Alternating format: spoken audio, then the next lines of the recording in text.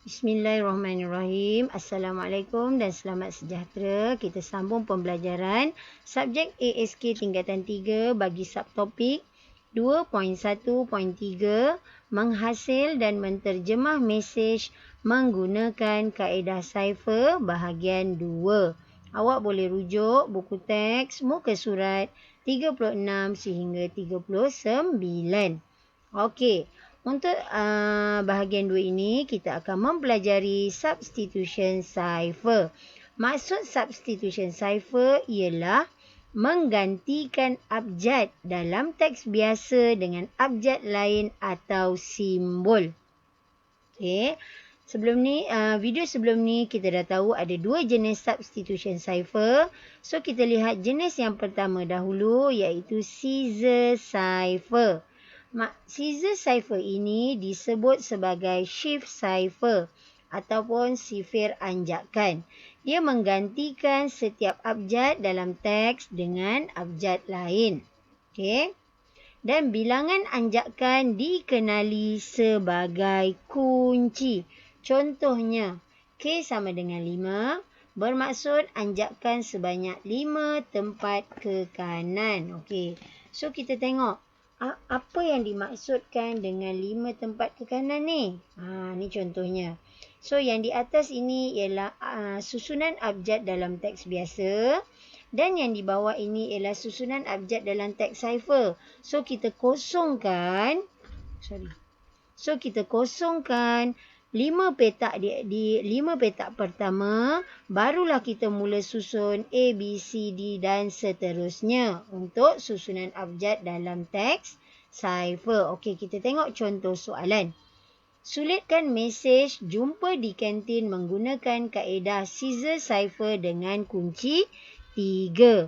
Macam biasa, first kali kita buat susunan abjad dalam teks biasa A to Z dan kita buatkan susunan abjad dalam teks cipher. Okey, tadi kita dah lihat kuncinya ialah 3. So, maksudnya kita perlu tinggalkan 3 petak kosong. Barulah kita mula tulis A, B, C dan seterusnya. Okey, kita stop sampai W.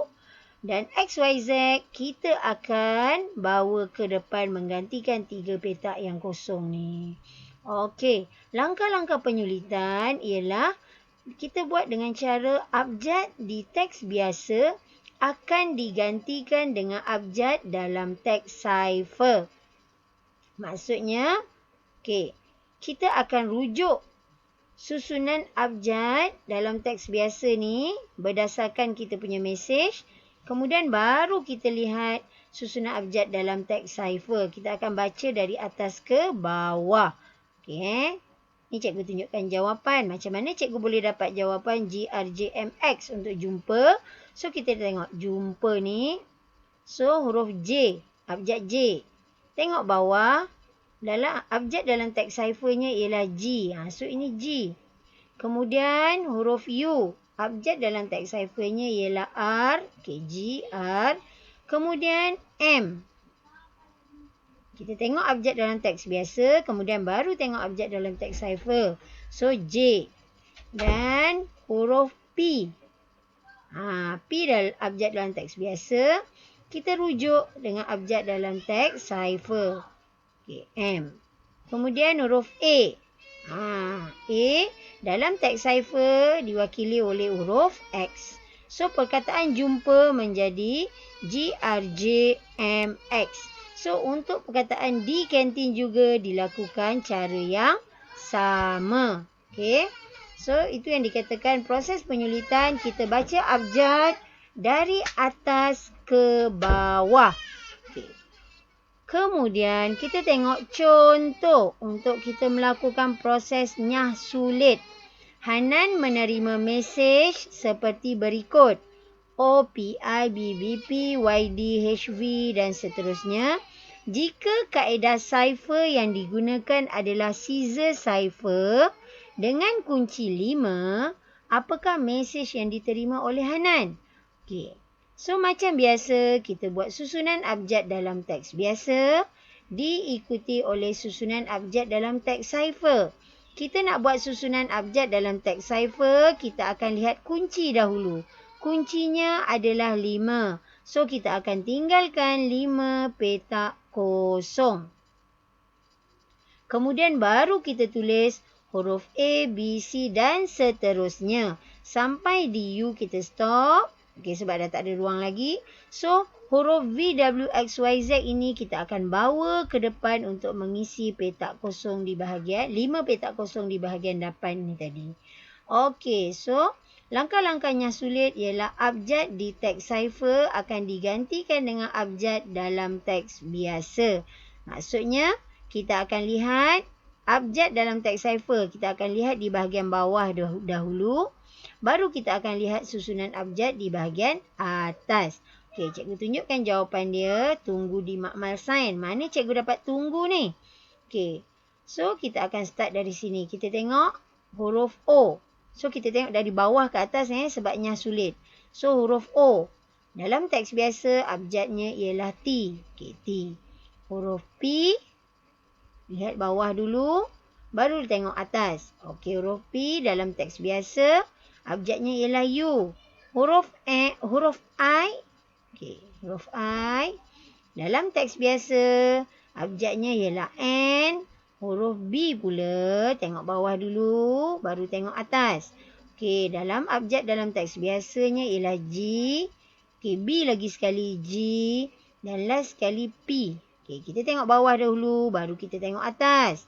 So, abjad dalam teks biasanya ialah U. Sebab tu dapat perkataan tunggu. Okey, untuk yang seterusnya, kaedah yang sama digunakan. Okey. So, itu yang berkenaan dengan scissor cipher. So, sekarang cikgu masuk cikgu masuk Pigpen cipher. Pigpen cipher ialah substitution cipher geometri yang mudah.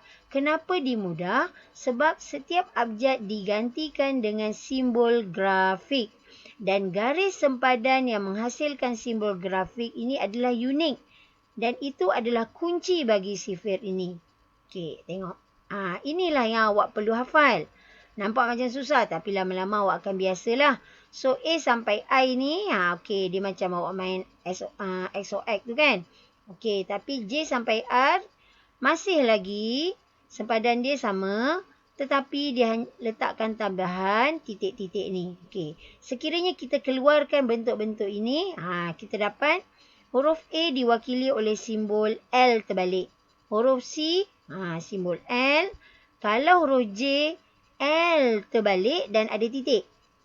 Kalau Z diwakili oleh V terbalik dan ada titik. Begitu dia juga dengan simbol-simbol yang lain. Okey, kita tengok contoh soalan. Sulitkan mesej selamat pagi menggunakan Pigpen cipher. So, kita ingatlah ini simbol dalam Pigpen cipher. So, langkah penyulitan kita hanya gantikan abjad dengan simbol Pigpen yang berpadanan. Okey, awak tengok abjad selamat pagi. Okey, huruf S, simbolnya ialah V. Huruf E, simbolnya ialah segi empat. Huruf L, simbolnya masih lagi bentuk L tetapi ada titik. Dan seterusnya lah awak gantikan dengan simbol Pigpen yang berpadanan. So, jawapan awak ialah, inilah jawapan awak. Cikgu pun tak boleh baca lah sebab ni teks yang tiada makna. Teks cipher kan. Okey, so ini proses penyulitan. Kita lihat pula cara untuk melakukan proses nyah sulit. Kita dapat mesej macam ni.